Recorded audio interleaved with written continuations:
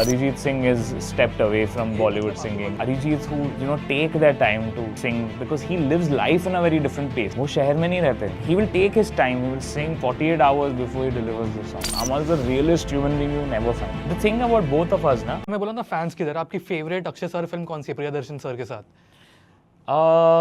हेरा फेरी. हेरा फेरी ना first and भूल भुलैया भागम भाग. मेरे लिए हेरा फेरी comes number one. Number 1. Yeah. I think I don't think there's a more iconic Bollywood comedy than Hera Pheri. मैंने उस दिन कहीं पे पढ़ा, ये जब गाना अभी वायरल चल रहा है ना सब जगह, हाँ. तो अक्षय सर ने जिस तरह से परफॉर्म किया इस गाने में, लोगों को वो दे दनादन का जो बामुला इज़ा वाला गाना था, हाँ. जिसमें वो एक्ट कर रहे हैं, I think सबको उनकी उस गाने की याद आई. हाँ, सो आई थिंक वो जो एक एनर्जी है वो वापस आई है, जो हम बॉलीवुड में वो कॉमेडी फिल्म्स बहुत मिस कर रहे हैं. आई जेन्युइनली, क्योंकि मैं बहुत बड़ा फ़ैन हूँ of comedy movies, Bollywood comedies, because we have grown up on all of this. तो to see that same energy and obviously Priyadarshan sir मुझे लगता है कि इस जॉनर के किंग है. You know, when it comes to whether it's horror comedy और romantic comedy, उनको मतलब उनके डीएनए में है ये. So I feel like this is something that everyone is looking forward to. आप भी मुंबई में ही तो बचपन से, राइट? मुंबई में. तो आप गेटी गैलेक्सी में मूवीज देखते थे पहले कभी? एक आध बार मैं गया हूँ. ओके, वहाँ पे अलग ही माहौल होता है ऐसे मूवीज का. आई थिंक ऐसे ये जो मूवी है हम लोग को वहाँ पे ही देखना चाहिए. भूत बंगला परफेक्ट, मतलब गेटी ऑडियंस के लिए तो परफेक्ट है ये फिल्म. बट अरमान, आपके बारे में बात करें, बहुत टाइम बाद आपने एक बॉलीवुड म्यूजिक सॉन्ग, बॉलीवुड गाना किया है. करेक्ट. तो बट क्यों इतना गैप, कुछ रीजन? आई मीन ऑनेस्टली ऐसे कोई पर्पसली कोई रीज़न नहीं था. बहुत सारे ऐसे गाने बीच में भी आए हैं एक आध. अभी दे दे प्यार दे 2 में भी था. Correct. But I think this last 1 year has been very beneficial for me when it comes to Bollywood movies. मैं ऑलवेज बिलीव करता हूँ कि time is very important for every artist. हर एक टाइम पे सही सही गाने, सही चीज़ें अलाइन होती है. So whether it's singing for Ajay sir in De De Pyaar De 2 or singing for Akshay sir in Bhoot Bangla. These two things happened by chance on its own. मैंने कभी कभी ये खुद सोच के नहीं किया था कि हाँ मुझे इसके लिए करना है या उसके लिए करना है. ये सब अपॉर्चुनिटीज़ खुद से आई. So I made the most of it and obviously sang it, and लोगों को अच्छे भी लगे ये सब गाने. जो राम जी आके भला करेंगे उसमें तो लोग पागल ही हो गए, सब लोग डांस कर रहे हैं. मैंने एक रिसेंटली एक शो किया था भोपाल में. That's the first time I sang the song live on stage.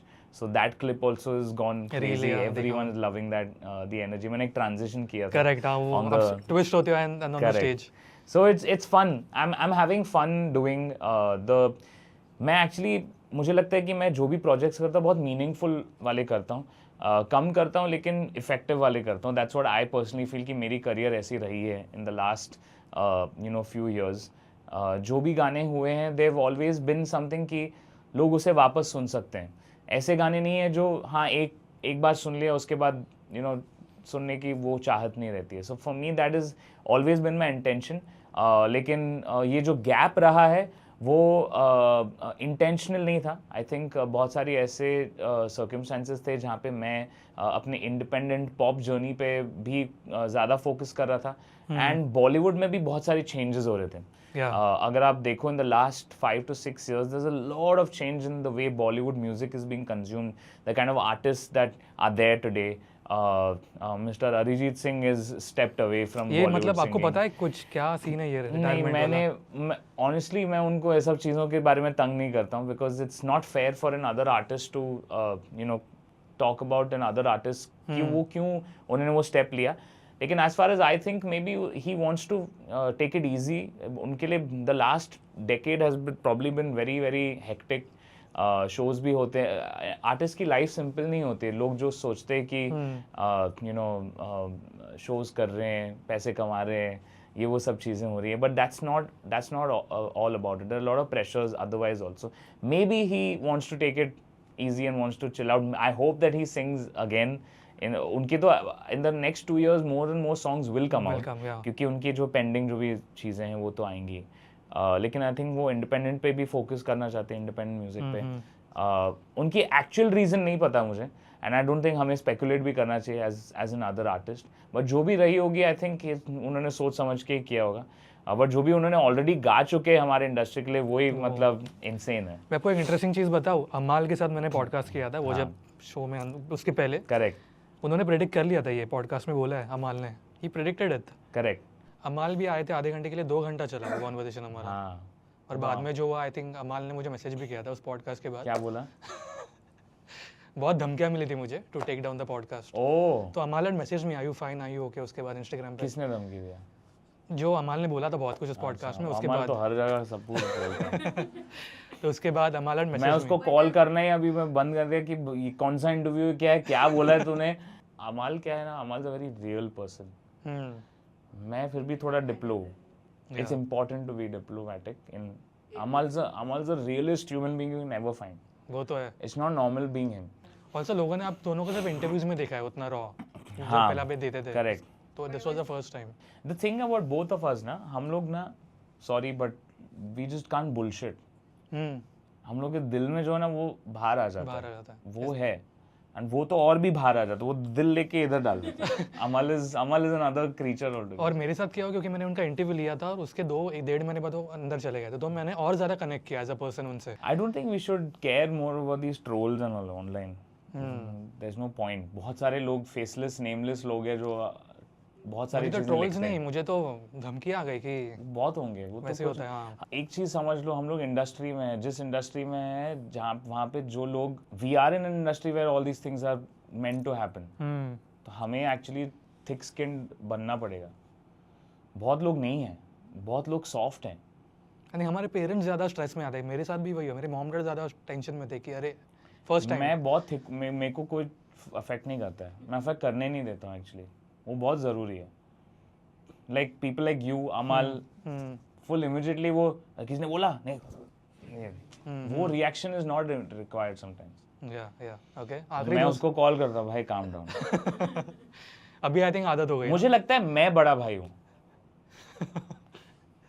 कभी कभी ऐसा लगता है। Actually that's the relationship we share. Show में भी मतलब जो आप गए थे, वो बाय द पूल बैठे थे, हाँ, and you go hug them, तो वो तो या ऐसा लगता है कि आप बड़े भाई और वो छोटे भाई है।